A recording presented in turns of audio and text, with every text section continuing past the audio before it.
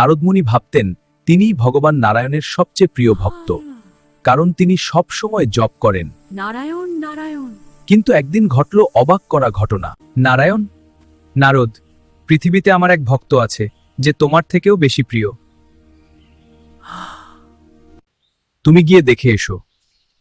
পৃথিবীতে গিয়ে নারদ দেখলেন একজন সাধারণ কৃষক সেদিনে মাত্র 2 বার নারায়ণ নাম নেয়, সকাল ও রাতে।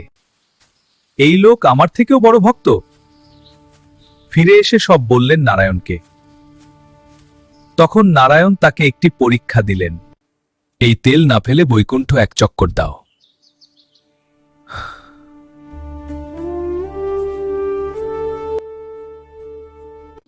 কতবার আমার নাম নিয়েছ?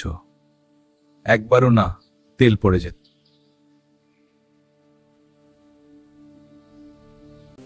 দেখো নারদ, ওই কৃষক সংসারের হাজার কাজের মাঝেও দিনে 2 বার আমার নাম নেই।